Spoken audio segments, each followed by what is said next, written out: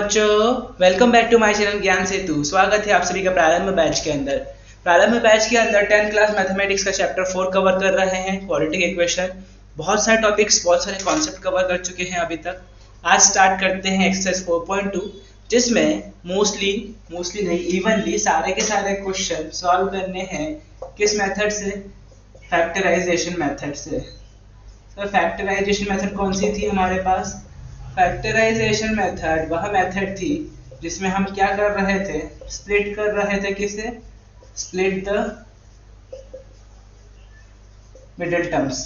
ठीक है, जिसमें हम मिडिल टर्म्स को क्या कर रहे थे? स्प्लिट कर रहे थे। तो आज इसी मेथड के ऊपर सारे के सारे क्वेश्चन सॉल्व करेंगे एक्सरसाइज 4.2 के। चलिए स्टार्ट करते हैं एक्सरसाइज 4.2। 4.2 का पहला क्वेश्चन है, हमें रूट फाइंड आउट करना है। इट मीन सॉल्यूशन निकालना है क्वाड्रेटिक इक्वेशंस के। पहला इक्वेशन क्या है? x² - 3x - 10 = 0। ठीक है, ध्यान से देखेंगे तो हमें दिख रहा है क्या सर कि इसका, मैं इसको नोट डाउन कर लेता हूँ। ठीक है, हम क्वेश्चन में छेड़खानी ना करते हुए इसको नीचे नोट डाउन कर लेते हैं।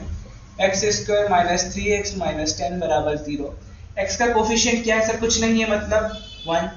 इस 1 का मल्टीप्लाई होगा 10 के साथ, तो हमारा क्या बन जाएगा? 10। 10 के कुछ ऐसे फैक्टर्स निकालने हैं जिसका प्लस माइनस करने पे क्या आए? 3 आ जाए, और मल्टीप्लाई करने पे 10 आ जाए। तो सबसे इजी फैक्टर दिख रहा है 2 और 5। ठीक है, अगर आप कंटिन्यूसली इस टाइप के क्वेश्चन सॉल्व करते रहेंगे तो आपको नंबर देखते ही फैक्टर्स पता चल जाएंगे। तो 5x + 2x - 10 = 0।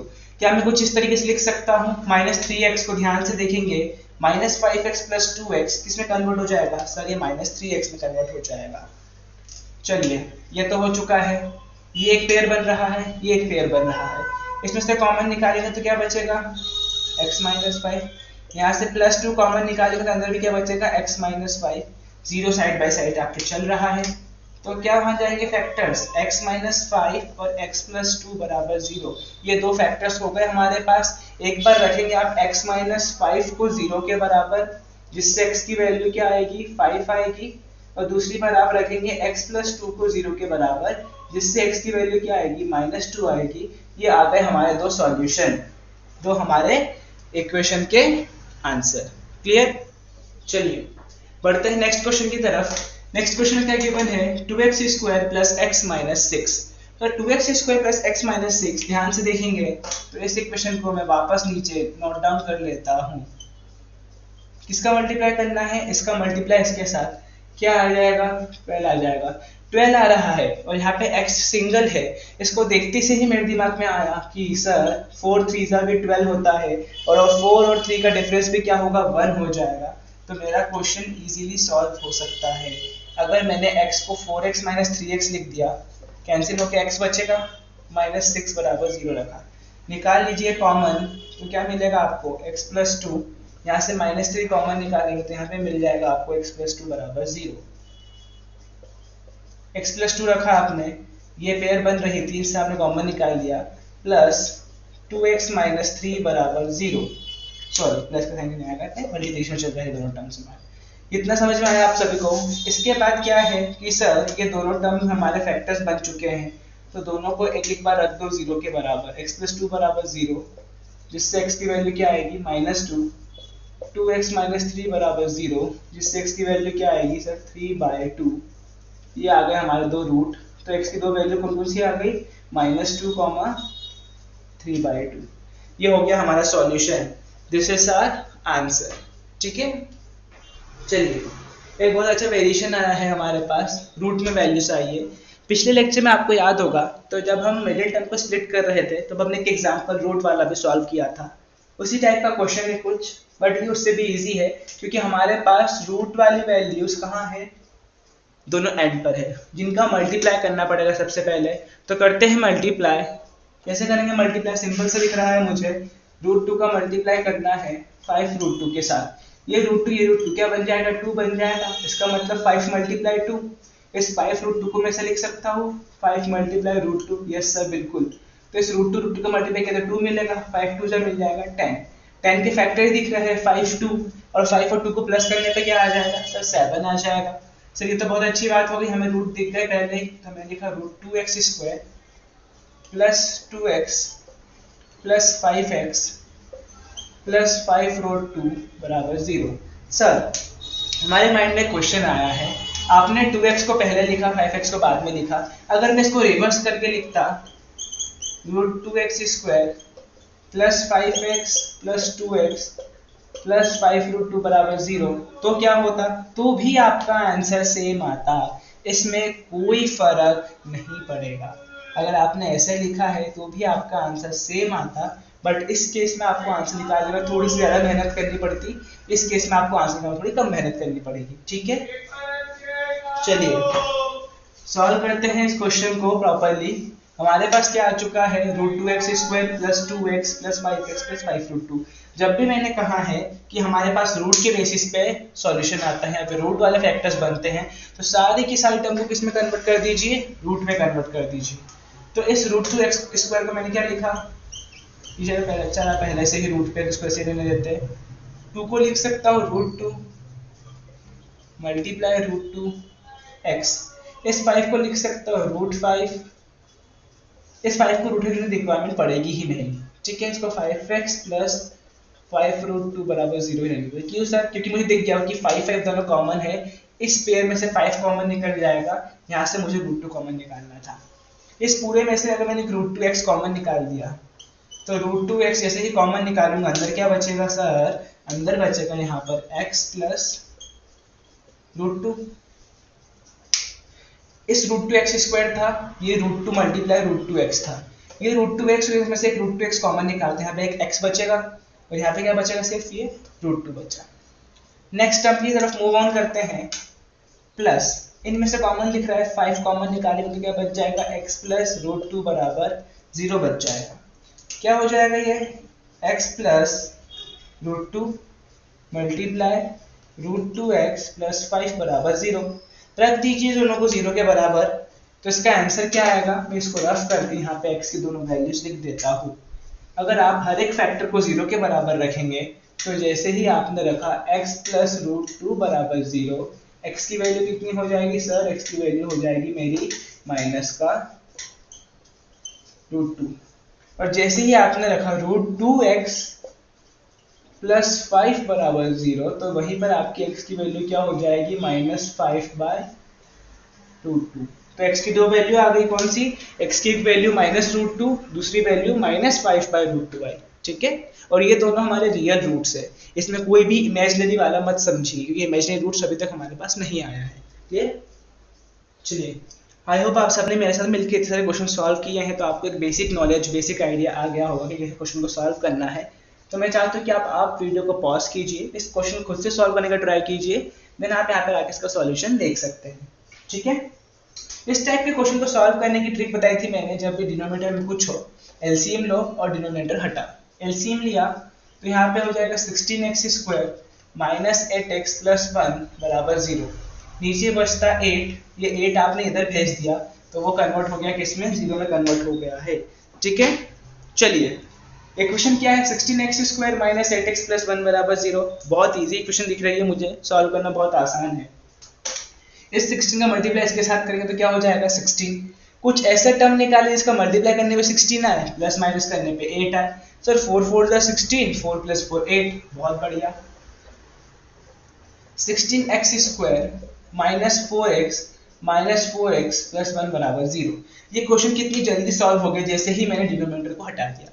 डिनोमिनेटर को मैंने सबके साथ मल्टीप्लाई करके इसको हटा दिया एलसीएम लेकर। इसलिए जब भी इस टाइप के क्वेश्चन आए, सबसे पहले डिनोमिनेटर हटा लीजिए, आपका क्वेश्चन इजीली सॉल्व हो जाएगा।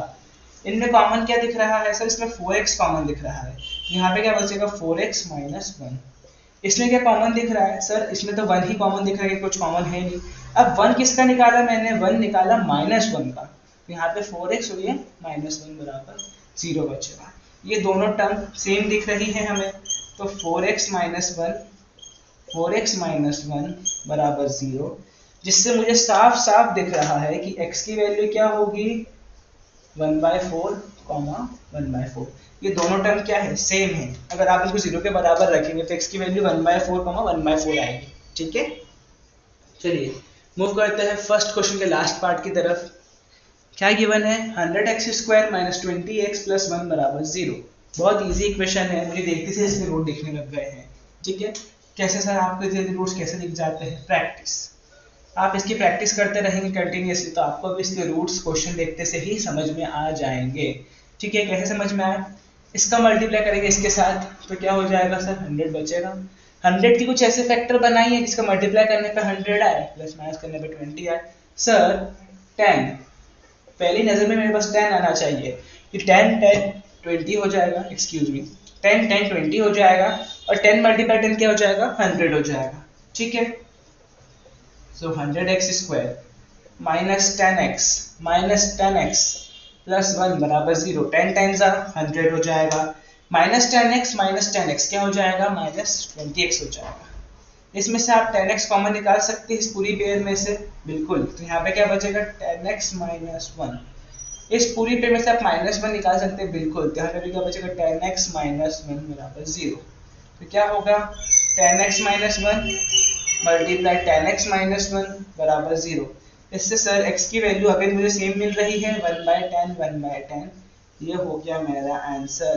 सर ये क्वेश्चन तो बहुत जल्दी सॉल्व हो गया, बहुत बेसिक क्वेश्चन था, बहुत इजी क्वेश्चन था। जैसे जैसे आप इस टाइप के क्वेश्चन सॉल्व करते चलेंगे आपकी ऑब्जर्विंग पावर इंक्रीज होगी। आप क्वेश्चन देखते ही बता देंगे कि अच्छा इसका सॉल्यूशन ये हो सकता है, एक्सपेक्टेड सॉल्यूशन बता सकते हैं, देन सॉल्व करके आप उससे श्योर हो जाएंगे। ठीक है, चलिए मूव करते हैं क्वेश्चन नंबर 2 की तरफ। क्वेश्चन नंबर 2 में गिवन था कि solve problem given in example 1। Problem उसमें गिवन है, एग्जांपल वहां पे एक वर्ड प्रॉब्लम दिया हुआ है, उसकी एक इक्वेशन भी आपको वहां बनी हुई दिख जाएगी। हमारा काम ये है कि इस इक्वेशन को सॉल्व करना। एक और इक्वेशन है एग्जांपल 1 के अंदर, फर्स्ट और सेकंड। पहले हम फर्स्ट इक्वेशन को सॉल्व करते हैं, सेकंड में मूव ऑन करेंगे। ठीक है, बहुत इजी क्वेश्चन है।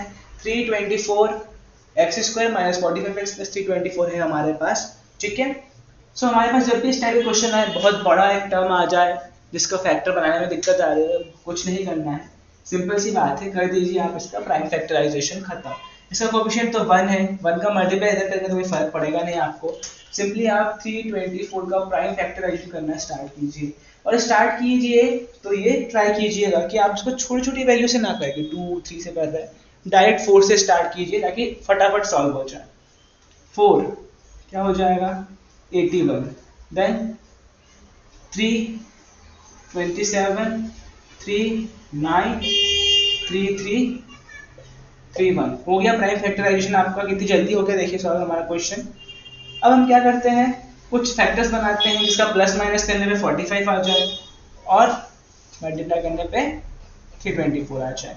ध्यान से देखेंगे तो 339 9 4 जा 36, 339 36 और 9 45 हो जाएगा, और 36 मल्टीप्लाई 9 करेंगे तो 324 भी आ जाएगा इस फैक्टर की हेल्प से। ये मिला क्या बना? 36, इन तीनों से क्या बना? 36, और इन दोनों से क्या बना? 9। तो 36 9 45 भी लाके दे रहा है, 36 मल्टीप्लाई 9 324 भी लाके दे रहा है। तो सॉल्व करते हैं question. x square minus 36x minus 9x plus 324 बराबर 0। इसमें से क्या कॉमन दिख रहा है सर? सिर्फ x ही कॉमन है, तो x माइनस 36। इसमें सर माइनस का 9 कॉमन दिख रहा है, तो यहाँ पे अंदर क्या बच जाएगा? x minus 36। तो x माइनस 36 और x माइनस 9 बराबर 0। तो इससे x की दो वैल्यू आई। कौन सी दो वैल्यू आई? x की दो वैल्यू आई, एक तो हो गया 9, दूसरा हो गया 36। हो गया हमारा equation number 1 solve. Similarly equation number 2 भी हम सॉल्व करते हैं। ठीक है, चलिए नेक्स्ट क्वेश्चन देखते हैं क्या है। X square minus 55x plus 750। आपने इतने सारे क्वेश्चन सॉल्व किए हैं तो वीडियो को पॉज कीजिए, इस क्वेश्चन को खुद से सॉल्व करने का ट्राई कीजिए, देन इसका सॉल्यूशन आप देख सकते हैं।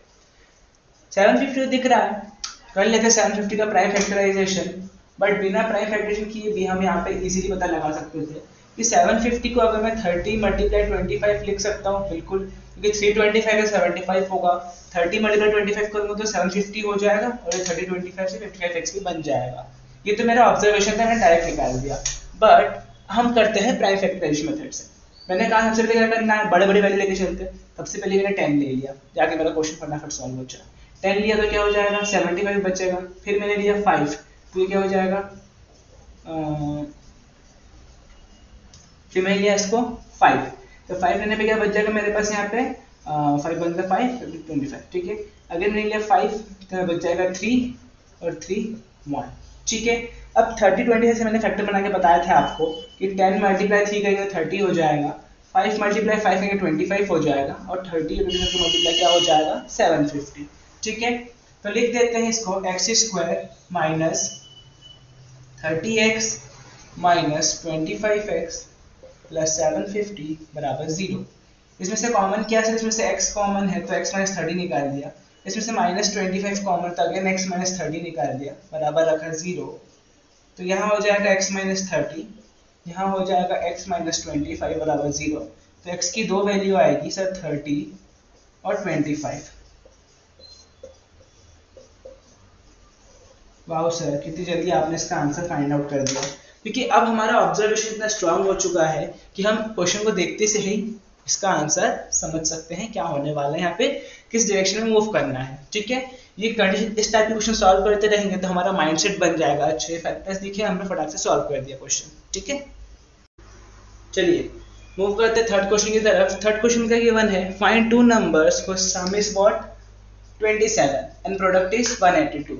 ह्यूमन टेंडेंसी, ह्यूमन नेचर है, जैसे ही हमारे पास इस टाइप का क्वेश्चन आता है हम मन में ही सोच लेते हैं, क्या सोच लेते हैं कि सर let us assume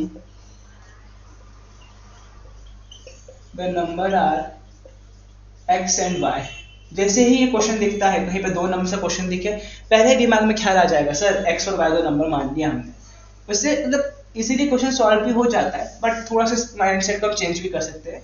वैसे x और y दो नंबर थे, इन दोनों का सम क्या था सर 27 था, और x मल्टीप्लाई y इनका सम क्या था 182 था। ठीक है, अब मैं क्या करूंगा सर, इसमें से y की वैल्यू निकालूंगा और x में पुट कर दूंगा, तो इससे क्या हो जाएगा, एक इक्वेशन बन जाएगी, इससे मेरा आंसर आ जाएगा। बिल्कुल सही करते हैं। इससे क्या करूं मैं, x या y किसी की वैल्यू निकाल लेता हूं, तो मैं इससे y की वैल्यू निकाल लूं तो y की वैल्यू क्या हो जाएगी 27 माइनस x। पुट करते हैं इसको डायरेक्ट इसके अंदर, x मल्टीप्लाई 27 माइनस x बराबर क्या हो जाएगा 182। तो 27x माइनस एक्स स्क्वायर बराबर 182 है। इस एक्स स्क्वायर को उधर ले जाए तो वो क्या हो जाएगा प्लस का हो जाएगा, तो x square minus 27x plus 182 बराबर क्या हो गया 0। ठीक है, डन। बन गई हमारे पास एक क्वाड्रेटिक इक्वेशन। अगर मेरे पास x की वैल्यू आ जाएगी जिससे मैं y की वैल्यू भी निकाल दूंगा। ठीक है, चलिए इतना पोर्शन अगर आपने नोट डाउन कर लिया है तो मैं इस ऊपर वाला पोर्शन को रफ कर देता हूँ। हम अच्छी स्पीड से आगे बढ़ रहे हैं, जल्दी जल्दी क्वेश्चंस को सॉल्व कर रहे हैं क्योंकि हमारे कॉन्सेप्ट्स क्लियर हो चुके हैं। ठीक है, चलिए इस इक्वेशन को नोट डाउन करा मैंने। कैसा इक्वेशन है, x square minus 27x plus 182 बराबर 0। कैसे करेंगे, मैं भी आपके साथ स्टार्ट करता हूँ। क्या करना, प्राइम फैक्टराइजेशन करना, लेकिन किसके साथ सर, अभी हमने बताया कि जब भी प्राइम फैक्टराइजेशन करो बड़े वैल्यूज के साथ करो। 2 से करते हो पहले तो दिख ही रहा है 91 हो जाएगा। सर अब 91 पे तो गाड़ी अटक गई, नहीं अटकी 91 पे गाड़ी। इसमें किसका मल्टीप्लाई कर देंगे 13 7 7 1। ठीक है, हमारे पास दो टर्म है, ध्यान से देखेंगे तो आपको दिख रहा होगा कि अगर मैंने 7 और 2 का मल्टीप्लाई किया तो क्या होगा 14 और 13 क्या दे देगा 27। बिल्कुल सर सही कहा आपने, 14 और 13 क्या दे देगा मुझे 27 दे देगा। इसलिए मैं क्या करता हूँ, इसको रफ करके यहाँ पे लिखता हूँ x square minus 14x minus 13x plus 182 बराबर 0।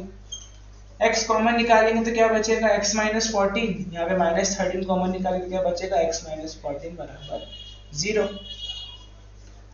तो क्या हो जाएगा मेरे पास x माइनस 30 और x माइनस 14 बराबर 0। सर x की तो दो वैल्यू आ गई 13, 14। बिल्कुल, और सर आपने तो एक चीज मिस ही कर दी। क्या मिस करा बेटा सर, आपने एक चीज मिस कर दी कि हमारे पास एक और टर्म था। कौन सा टर्म था, y, जिसकी वैल्यू क्या थी 27 माइनस एक्स। चलिए लिख देते हैं, y की दो वैल्यूज भी निकाल लेते हैं। अगर पहले केस में x की वैल्यू मैंने 13 मान ली तो y की वैल्यू क्या होगी 27 minus 13 which is equals to what 14। दूसरे केस में अगर x की वैल्यू मैंने 14 मान ली तो y की वैल्यू क्या होगी 27 minus 14 which is equals to what 13। कुल मिला के बात ये है कि दो नंबर कौन से होंगे, मेरे दो नंबर होंगे 13 और 14, जिनका प्लस करने पे क्या है 27 आए, सेटिस्फाई कर रहा है। मल्टीप्लाई करने पे क्या है 182 आए, बिल्कुल सेटिस्फाई कर रहा है। तो हमारे ये दो आंसर है। नंबर कौन से होंगे 13 और 14, किसकी वैल्यू क्या है हमें कोई मतलब नहीं है। ठीक है, फाइनली इस सॉल्यूशन का आंसर क्या हो जाएगा 13 and 14 are the two numbers. Done. ठीक है, चलिए क्वेश्चन नंबर 4 में गिवन है the sum, find two consecutive integers whose sum of square is 365. the consecutive integer, sir consecutive integer का मतलब क्या होता है, एक के बाद एक। Let us suppose मेरा पहला इंटीजर मैंने मान लिया अगर x, तो उसका consecutive क्या हो जाएगा x plus 1। x का consecutive है x plus 1। ठीक है, तो हमारे पास दो consecutive integer तो आ गए x और x plus 1।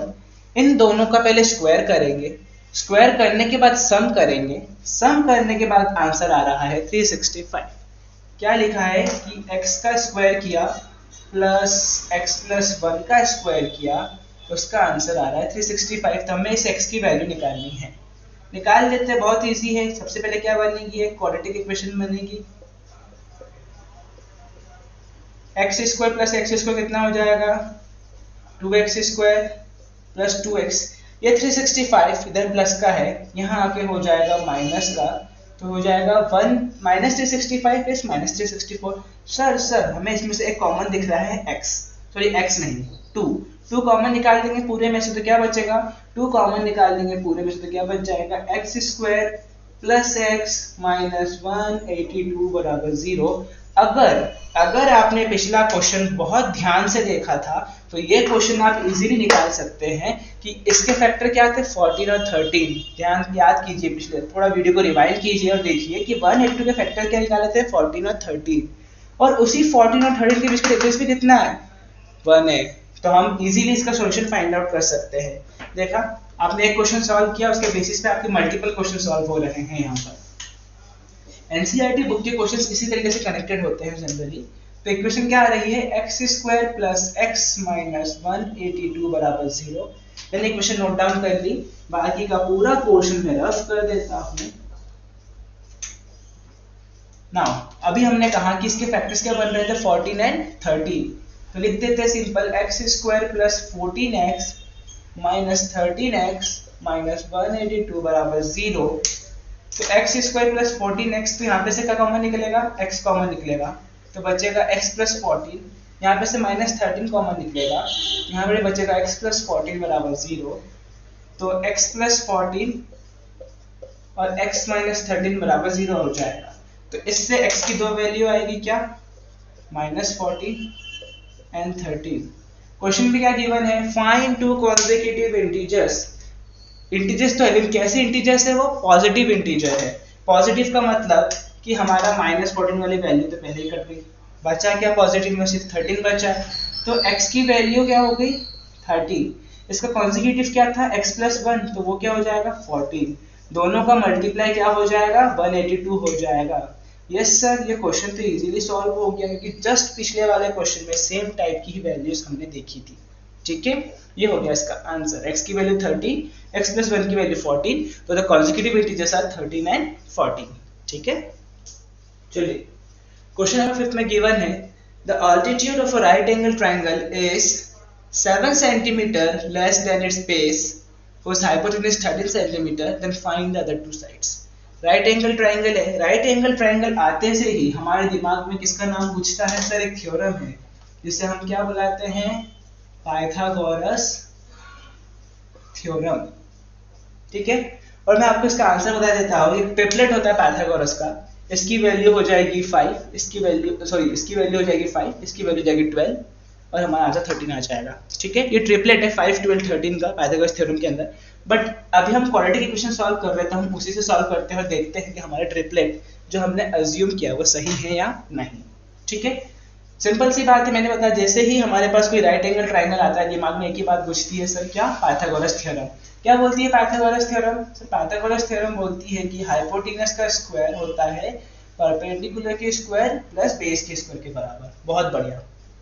क्वेश्चन में गिवन था कि एल्टीट्यूड मतलब परपेंडिकुलर बेस से 7 सेंटीमीटर कम है, तो बेस को मैंने x मान लिया, तो ये कितना हो जाएगा x माइनस 7, 7 सेंटीमीटर कम।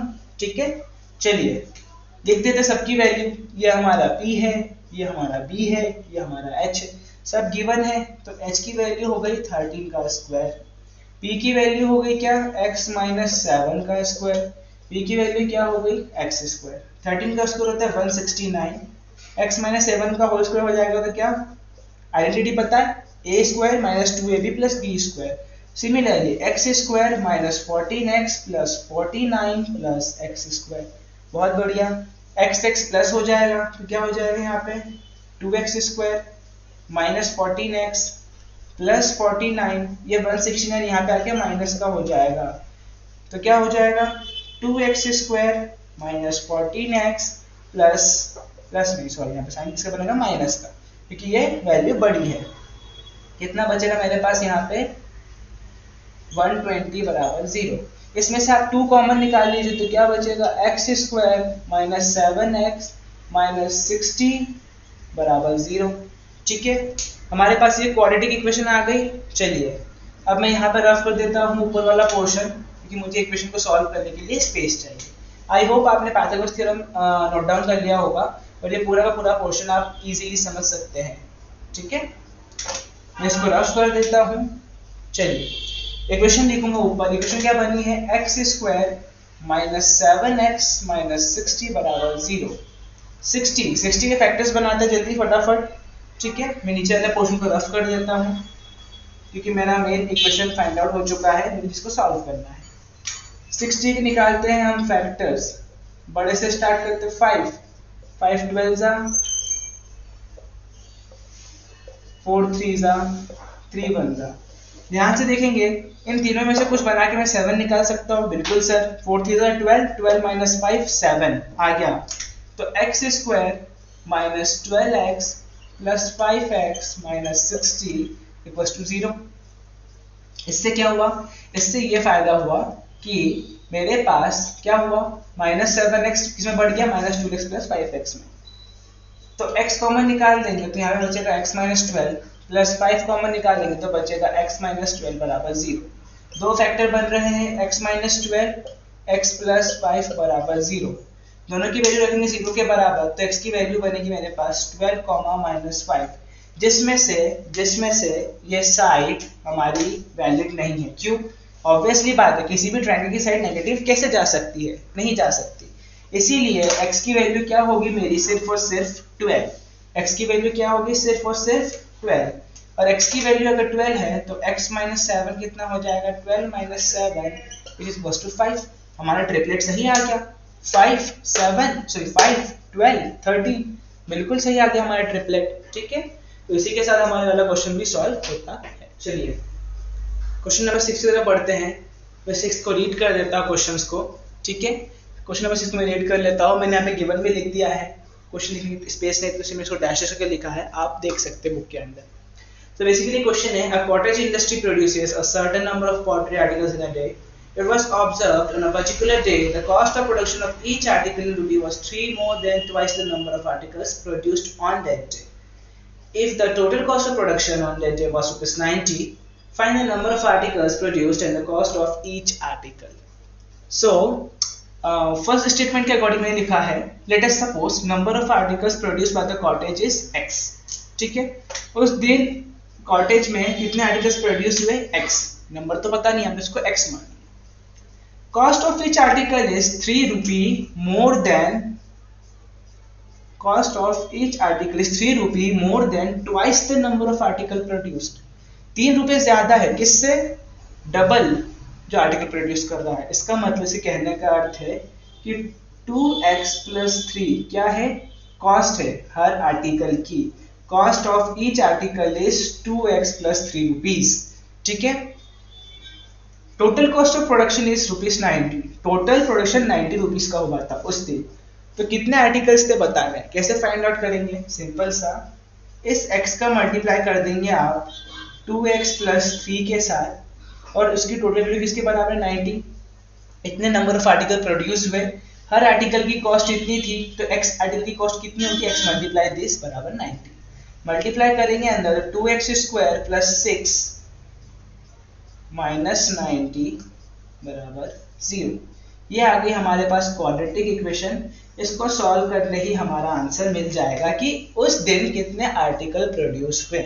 ठीक है, ऊपर वाला पोर्शन में रफ कर देता हूँ, वहां पे मैं इक्वेशन को नोट डाउन करके उसको सॉल्व करते हैं। ठीक है, आई होप आपको समझ में आया इक्वेशन कैसे बनी है। हमने सबसे पहले आर्टिकल्स को x मान लिया, देन उसका कॉस्ट फाइंड आउट करा जो क्या था 3 more than twice of the article produced, और उसके बेसिस पे हमारी इक्वेशन बन गई। ठीक है, इक्वेशन को सॉल्व करने का मेथड क्या होता है, जब भी हम फैक्टराइजेशन की बात करते हैं, मिडिल टर्म को स्प्लिट करने की बात करते हैं, हम क्या करते हैं सर, हम इन दोनों का मल्टीप्लाई करके एक नंबर निकालते हैं 180। 180 को किस में तोड़ा जाए, जिसको प्लस माइनस करने पे क्या आए 6 आ जाए, एंड मल्टीप्लाई करने पे क्या आ जाए 180 आ जाए। निकाल देते हैं 180 के फैक्टर्स फटाफट। 10 से स्टार्ट करता हूँ 80, 2 से स्टार्ट करता हूँ 9, 3 3 9, 3 1 3। ध्यान से देखेंगे, अगर मैंने कर दिया 2 10 20, 20 माइनस 9 नहीं हो पाएगा, 3 10 30, 30 माइनस 6 थोड़ा सा मुश्किल है। देन मैं क्या कर सकता हूँ यहाँ पर 3 3 9, 9 2 80, 18 माइनस 10 ये भी मुश्किल है थोड़ा सा। तो हम क्या करते हैं, एक काम करते हैं, हमने तो ध्यान दिया ही नहीं कि हम इसमें से कॉमन भी निकाल सकते थे, इसमें से कॉमन निकाल लेंगे तो हमारा इक्वेशन सॉल्व करना इजी हो जाएगा। सर आपने ध्यान नहीं दिया, कोई बात नहीं बेटा, मिस्टेक हो जाती है। कॉमन निकाल दिया आपने 2x² प्लस 6 माइनस 90x, यहाँ में से क्या बचेगा x² प्लस 3 माइनस 45 बचेगा। ठीक है, अब हमें इसके निकालने हैं, तो 45 आई थिंक सो हमने इक्वेशन कुछ मिस कर रहे हैं, हम इक्वेशन के अंदर 2x प्लस 3, यस हमने इक्वेशन के अंदर छोटी चीज मिस कर दी, हमने नोट डाउन गलत किया है। यहाँ पे 2x² plus just a minute 3x है ना कि 6x, हम ये मिस कर रहे थे। ठीक है ठीक है, हमने एक छोटी सी गलती कर दी, हमने यहाँ पे x नोट डाउन नहीं किया, हमने इसको 6 बना दिया। ठीक है, चलिए ये है equation 2x² plus 3x minus 90, हमें 3 चाहिए और हमें 180 चाहिए। कैसे निकालेंगे, अभी हमने फैक्टर्स बनाए थे इसके, 180 के फैक्टर्स बनाए थे क्या, 290, 330, 310, 10 1। तो कुछ ऐसे नंबर्स का हमें करना पड़ेगा, जुगाड़ लगाना पड़ेगा, जिससे क्या हो जाए सर, जिससे हमारा ये वैल्यू 3 मिल जाए और प्लस माइनस करने पे मल्टीप्लाई करने पे 180 मिल जाए। तो क्या करते हैं, काम करते हैं, स्टैंड को और फैक्टराइज कर लेते हैं 2 और 5 के फॉर्म में, जिससे इजीली पता चल जाएगा 2 और 5, 5 और 1, 5 3 15, 2 3 6, 6 2 12, 12 और 15 का डिफरेंस कितना होता है, 3 का होता है। ठीक है, क्लियर, और 12 और 15 मल्टीप्लाई करके क्या आ जाएगा 180 आ जाएगा। तो 2x² plus 15x minus 12x minus 90 बराबर 0। इसमें से कॉमन क्या दिख रहा है, इसमें से सिर्फ x कॉमन दिख रहा है, तो मैंने निकाल दिया x कॉमन बाहर। यहाँ पे क्या बचेगा 2x प्लस 15। सर यहाँ से क्या कॉमन दिख रहा है, सर मुझे यहाँ से कॉमन दिख रहा है 6, तो यहाँ पे बचेगा 2x प्लस 15 बराबर 0। ठीक है, समझ में आया कैसे करा हमने, हमने एक छोटी सी मिस्टेक कर दी थी, हम यहाँ पे 6 नोट डाउन कर लिया 3 की जगह पर, कोई बात नहीं, हम इसको सॉर्ट आउट किया और अब वापस सही ट्रैक पे आ चुके हैं। 290, 80, 180 होता है, 180 के लिए हम कौन सा चूज करें 15x और 12x, जितना डिफरेंस 3 होगा मल्टीप्लाई 180 के बराबर आ जाएगा। फैक्टर बन रहे हैं x माइनस 6, 2x प्लस 5 बराबर 0। तो x की वैल्यू क्या होगी 6 होगी और माइनस 5/2 होगी। सर x क्या है, x तो हमारे नंबर ऑफ क्या है आर्टिकल्स है, कभी भी कोई भी काउंट नेगेटिव हो ही नहीं सकता, तो ये ऑप्शन तो कैंसिल हो गया, तो x की वैल्यू क्या बचेगी 6 बचेगी। चेक कर लेते हैं हर आर्टिकल का कॉस्ट कितना था, सर हर आर्टिकल का कॉस्ट था 2x plus 3, it means 2 multiply 6 plus 3 which is equals to 15, और 15 का मल्टीप्लाई करेंगे 6 के साथ, टोटल कॉस्ट कितना आ जाएगा 90, जो पर्टिकुलर उस दिन के प्रोडक्शन कॉस्ट के बराबर आ रहा है। ठीक है, तो हमारा आंसर कितना हो जाएगा x बराबर 6।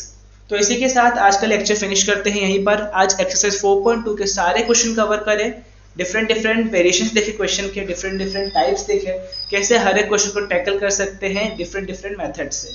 कुछ में हमने ट्रिक्स लगाए, कुछ में हमने थोड़ा अच्छा ऑब्जर्वेशन लगाया, जिसकी हेल्प से मैं सारे के सारे क्वेश्चन सॉल्व करें। तो आज के लेक्चर में बस इतना ही, मिलते हैं अगले लेक्चर में, सॉल्व करेंगे डिटरमिनेंट मेथड के साथ बाकी के बचे हुए क्वेश्चन को 4.3 के। तब तक के लिए गुड बाय, जय हिंद, जय Bharat, and don't forget to like and subscribe my channel Gyan Setu.